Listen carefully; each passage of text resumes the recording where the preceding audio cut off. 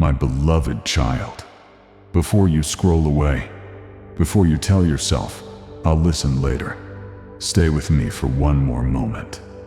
Because the thing you're about to ignore may be the very answer you've been praying for. But it won't look the way you expected. I know what you did last night. You were lying in bed, staring at the ceiling, phone in your hand. You scrolled past 3 things that could have changed your life. You didn't even notice. You opened your Bible, read half a verse, closed it, and set it back on the nightstand. Then you whispered something to me. You said, "God, why aren't you answering?" But what if I told you? I already did. Stay with me. Don't rush past this. Because there was a man in the Bible named Naaman, who almost walked away from the very miracle he begged for. And the reason he almost missed it is the exact same reason you're still waiting right now. But I'll get to that in a moment. First, I need you to see something about yourself, something you've been avoiding. You've been scrolling late at night looking for a sign. You've been opening and closing the same prayer journal for weeks, writing the same request over and over, then closing it again like the pages didn't hear you. You've been sitting in your car in the parking lot before work, hands tight on the steering wheel, engine still running, asking me to show you something clear, something obvious, something you can't miss. And when nothing dramatic happened, you told yourself I wasn't listening. You've been skipping your morning prayer because nothing seems to change. You've been ignoring quiet convictions in your chest, the ones that show up at the most inconvenient times. You keep saying, maybe tomorrow, maybe next week, maybe after I have more information. And you've been waiting for a bigger sign, a billboard from heaven, because the small ones feel too easy to be real. My child, I was never silent. You were looking for thunder, and I was speaking in a whisper. And there's something else you did this week that you probably forgot about already. You were taking the long way home. Not because of traffic, because you didn't want to walk through the front door yet. You sat in the driveway for a few extra minutes, hands still on the steering wheel, staring at the dashboard, running through conversations in your head that haven't happened yet. And somewhere between the radio fading out and the engine clicking off, you felt something. A pull, a knowing, a whisper that said, "It's time." But you shook it off. You grabbed your bag, went inside, and turned on the television to fill the silence. That pull wasn't nothing. That was me trying to reach you in the only quiet moment you gave me all day. But there's one reason almost nobody notices when I'm speaking, and I'll show you what it is. First, though, I need you to see something else. Think about this past week.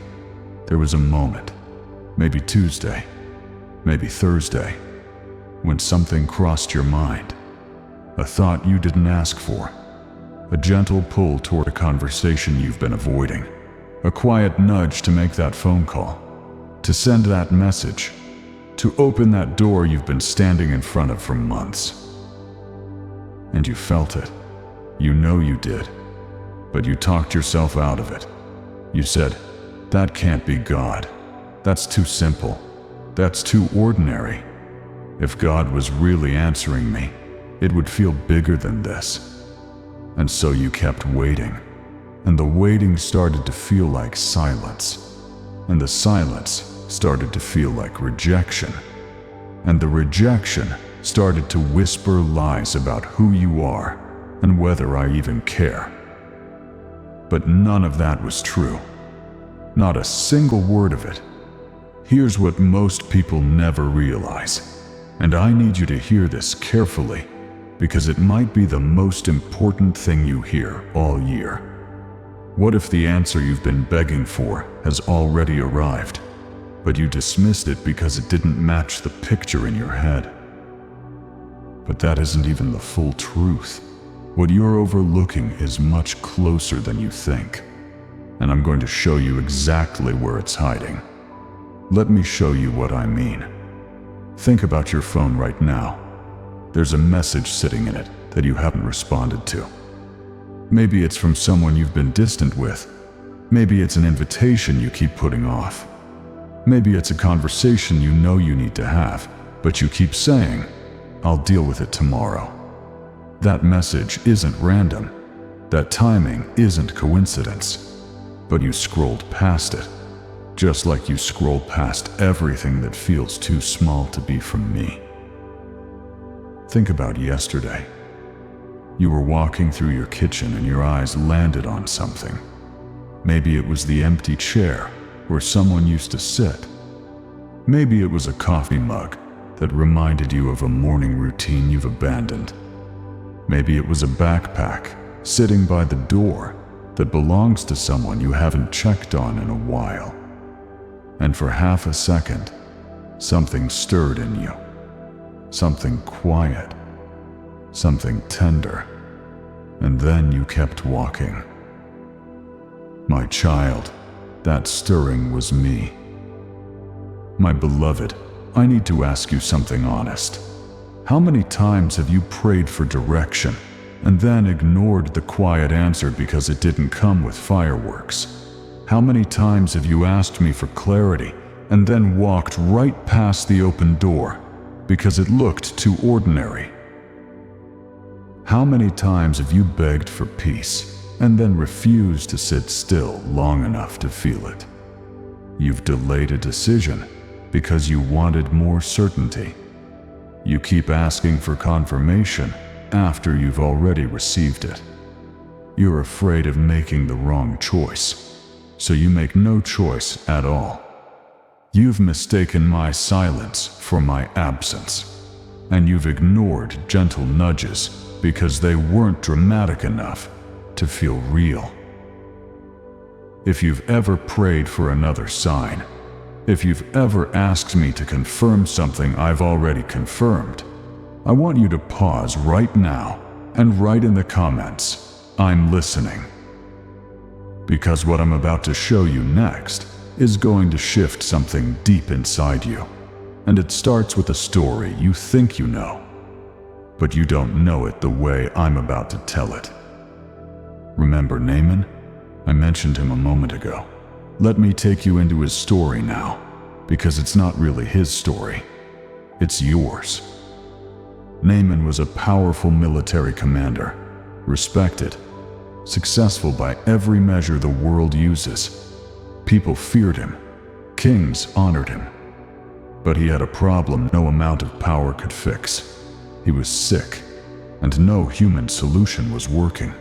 He had tried everything his world offered, and none of it was enough. So he went looking for God's answer. He traveled a long distance. He brought expensive gifts, silver, gold, fine clothing. He showed up at the prophet Elisha's door, expecting something dramatic. He expected Elisha to come outside, wave his hand over him, call down fire from heaven, perform some great ceremony. He expected the answer to match the size of his problem. But that's not what happened. Elisha didn't even come to the door. He sent a messenger, and the message was simple. Go wash in the Jordan River 7 times.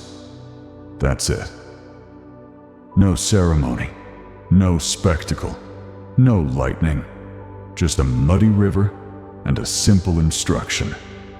And Naaman was furious. He said, "Are you serious? I came all this way for this? I expected something bigger, something worthy of my problem. This river is dirty. The rivers back home are cleaner. This answer is beneath me. Now here's what I need you to understand, and don't let this slip past you." Naaman wasn't angry because the answer was wrong. He was angry because the answer was too simple. It didn't match the picture he had built in his mind. of what God's miracle was supposed to look like. My child, that's exactly what you've been doing. You've built a picture in your head of how my answer should arrive. It should feel big. It should feel dramatic. It should come with unmistakable confirmation that removes every ounce of doubt. And anything less than that, you dismiss. You've been standing in front of your own Jordan River, arms crossed, saying, "This can't be it. This is too easy. This is too ordinary. God would never answer me like this." But that quiet conviction you keep pushing aside, that's me. That conversation you keep avoiding, I placed it there. That door you keep staring at but won't walk through, I opened it. That thought that keeps returning no matter how many times you push it away, that's not anxiety. That's not wishful thinking. That's my voice, steady and patient, saying the same thing over and over, because I know you need to hear it more than once. The reason you're still waiting isn't because I haven't answered. It's because my answer didn't arrive the way you planned. But here's the part of Naaman's story that changes everything, and almost nobody talks about it. Do you know who convinced Naaman to actually listen? It wasn't a king. It wasn't a priest. It wasn't anyone important by the world's standards. It was his servants, ordinary people. They walked up to him and said something so simple it's easy to miss.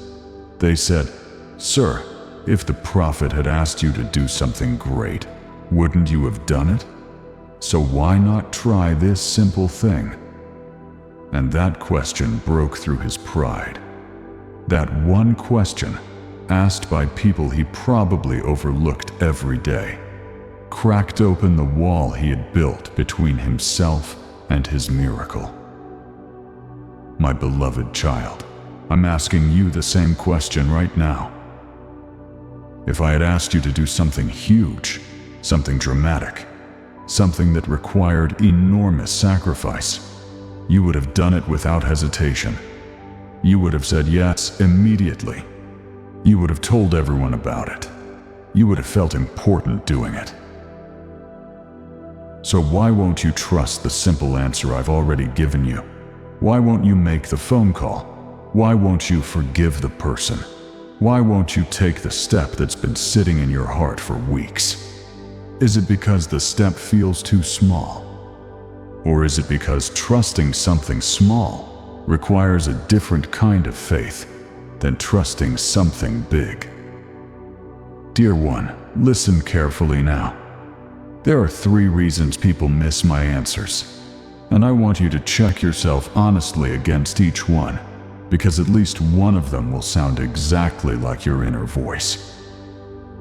The first reason is this: they expect something dramatic. They've watched too many stories about burning bushes and parting seas. They think, my voice always sounds like thunder. They think my answers always come wrapped in miracles that leave no room for doubt. But most of the time, my voice sounds like a thought you can't shake, a feeling that won't go away, a quiet knowing deep in your chest that you keep trying to explain away with logic. You've been waiting for the earthquake, but I was in the still, small voice the whole time.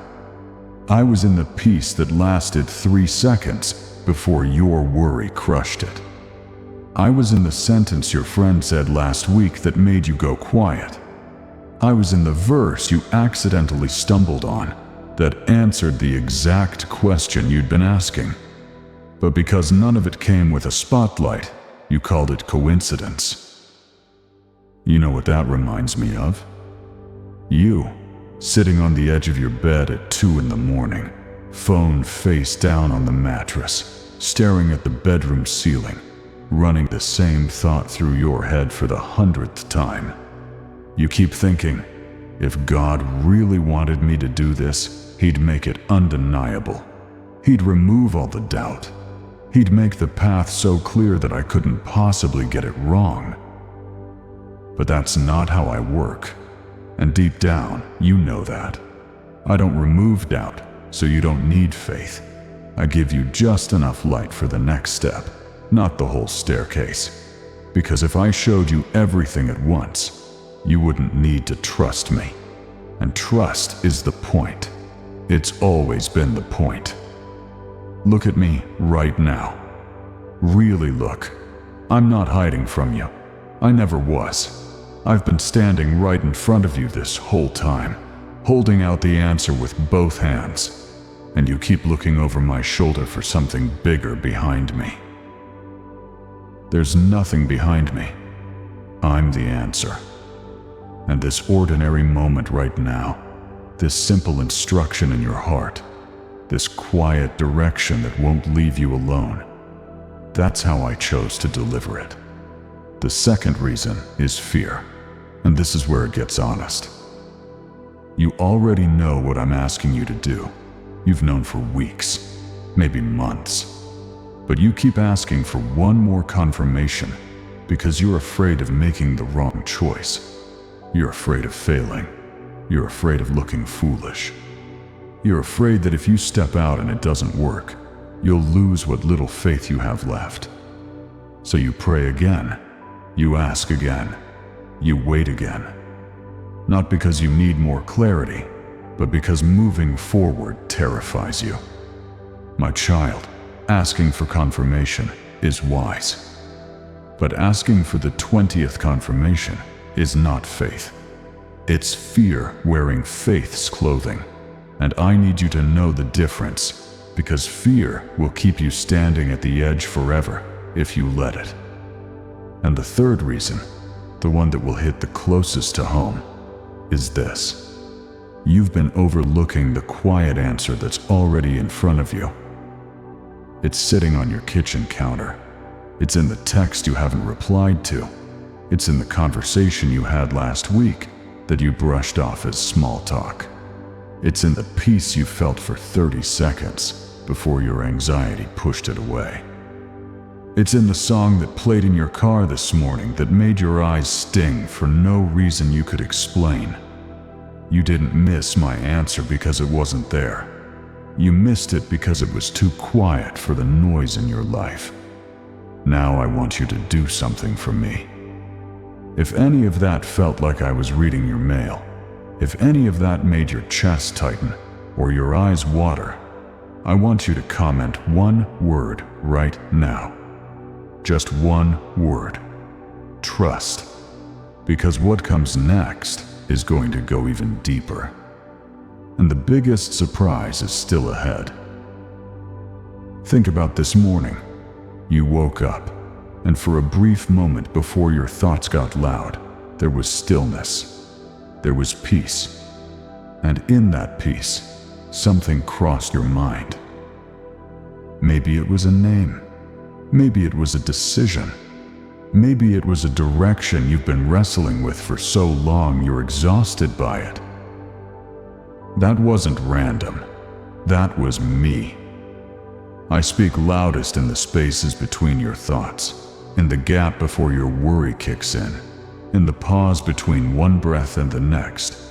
But you got up, grabbed your phone, checked your notifications, and the noise swallowed everything. I'm not angry about that, but I need you to see the pattern, because once you see it, you can't unsee it. You pray at night for answers. I give them in the morning. But by the time you finish your coffee, you've already forgotten. You ask me for peace. I give it to you in a quiet moment. But then you open social media and let comparison steal it within seconds. You beg me for direction. I place a thought in your heart. But then you call 3 friends, read 4 articles, and let their opinions drown out the one voice that matters. My beloved, the answer isn't missing. Your attention is. Let me paint a picture for you, because I want you to feel this, not just hear it. Imagine you're standing in a dark room. You've been standing there for months, praying for light, And the whole time, there's a lamp 2 feet away from you with a switch you could reach if you just extended your hand. But you keep praying for the sun to come crashing through the ceiling.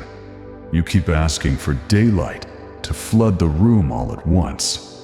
And because it doesn't happen that way, you stay in the dark. The lamp is right there. It's always been right there. But you won't reach for it because it's not dramatic enough. My child, I'm the one who put that lamp beside you. I put it close enough to touch. I didn't hide it. I didn't bury it. I placed it within reach because I know you're tired and I didn't want you to have to search far. But you have to be the one to reach for it. I won't force the switch. That's not how love works. You've been standing at a doorway, unable to move. Not because the door is locked, but because you're afraid of what's on the other side. What if it's not what you hoped? What if you step through and it's just another empty room? Hear me, it's not empty. I've been furnishing that room for years, while you were still standing in the hallway debating whether to enter. And here's what I need you to understand about how I work. I almost never repeat myself the way you want me to. I don't send the same sign twice in the same exact way. I speak once, clearly, gently, and then I wait for you to trust what you heard. Not because I'm testing you, but because trust is the bridge between hearing my voice and walking in my answer. If this feels like your story right now, if you're realizing that maybe you've been looking past what was right in front of you this whole time, write this in the comments: I see it. Because seeing it is the first step, but it's not the last.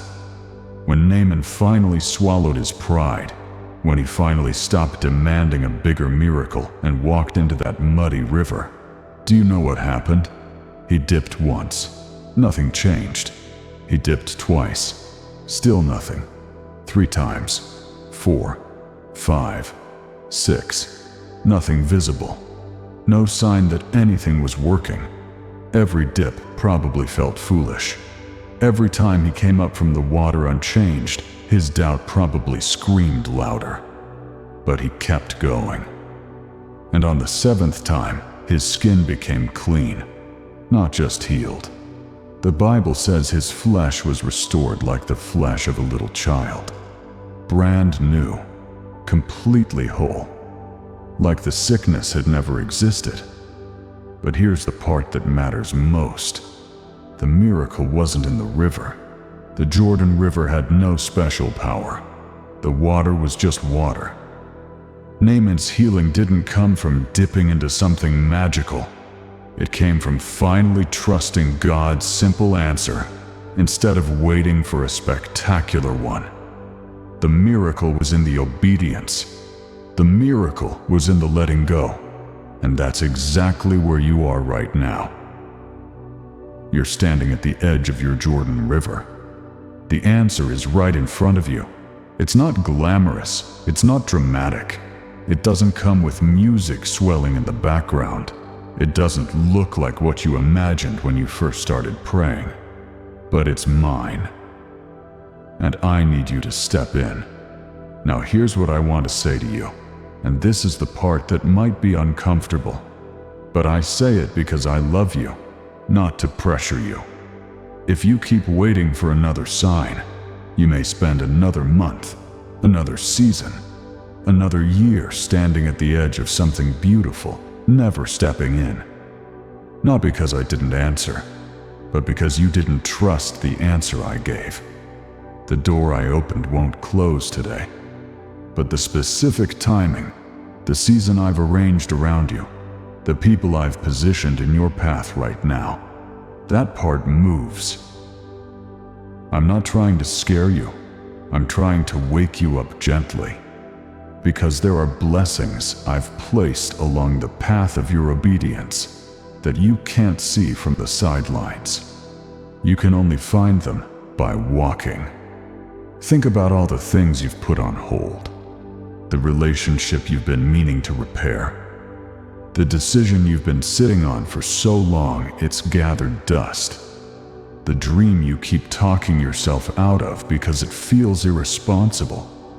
The forgiveness you've been holding back because releasing it feels like losing. How long will you stand at the door without walking through it? I opened that door. I placed that desire in your heart. I arranged those circumstances. And then I waited. I'm still waiting. Not because I'm impatient with you, but because I want you to choose to trust me. I won't drag you through the door, but I will keep it open longer than you deserve, because that's what love does. Now let me ask you something personal. What have you been waiting for? Not in general terms, specifically. What is the one thing you keep bringing to me over and over? The prayer that feels worn out from repeating. I want you to comment it right now. One word only. Just one word that describes what you've been waiting for. Drop it in the comments, because there is power in naming it.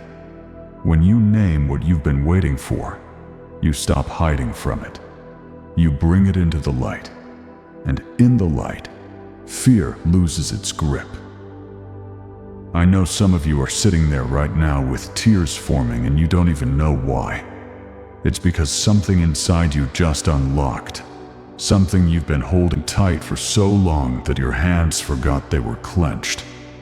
And now you're starting to open them. That's not weakness. That's surrender. And surrender is the bravest thing a human heart can do. You deleted that prayer journal entry last week, didn't you? The one where you wrote the same prayer for the 50th time and finally thought, what's the point? Nothing's changing. You closed the journal, set it on the shelf, and felt something inside you go quiet. Not peaceful quiet, defeated quiet. But I read that entry before you deleted it, and I was already answering it while you were still writing it. The answer just didn't look the way you drew it up in your mind. So let me tell you who you really are, because somewhere along the way, you started believing a lie about yourself. You started thinking you're someone who always misses the moment, someone who's always late, someone who can never hear God clearly, someone who is stuck while everyone else moves forward. That's not who you are. You are someone I chose.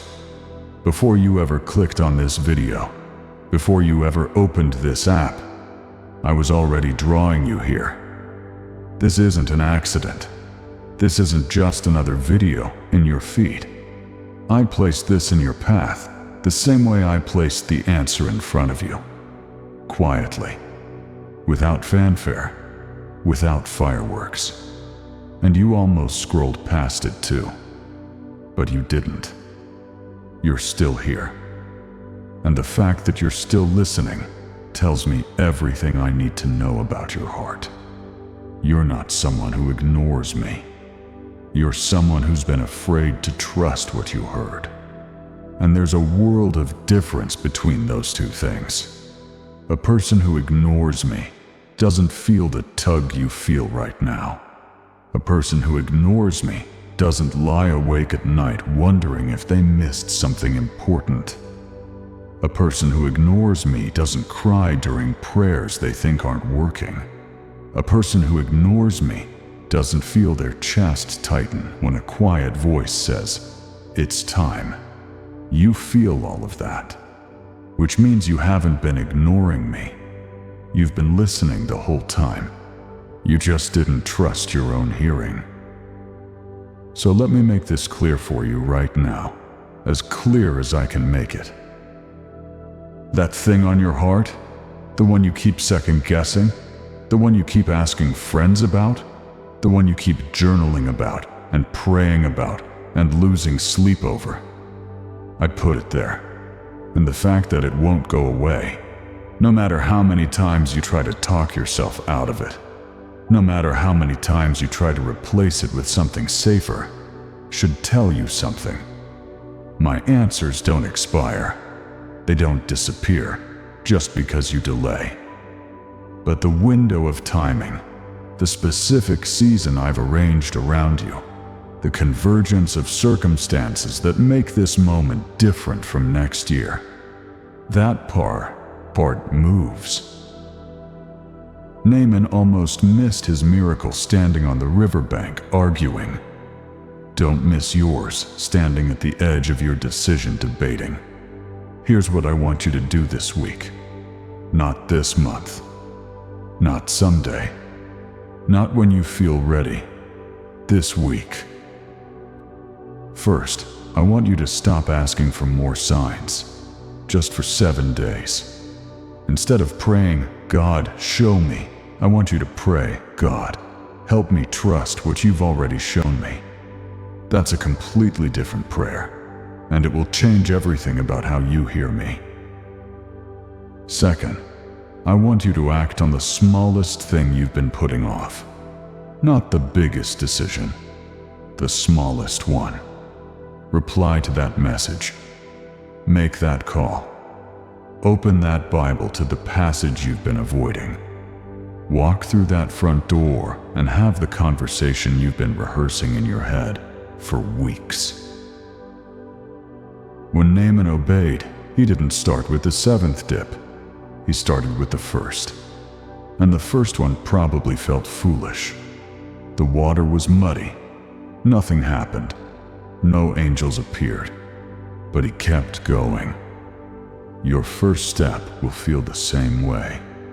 It will feel too small, too ordinary, too simple to matter. Do it anyway. Third, I want you to sit in silence for 5 minutes this week. No phone, no music, no podcast, no background noise. Just you and me and the sound of your own breathing.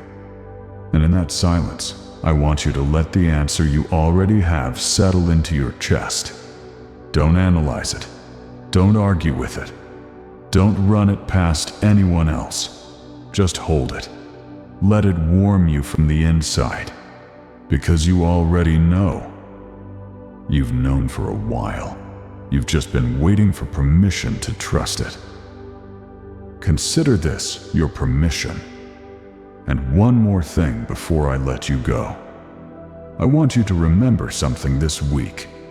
Every time you reach for your phone out of habit, every time you grab that coffee mug in the morning, every time you pass through your front door, I want you to pause for half a second and ask yourself, what has God already placed in front of me that I keep walking past?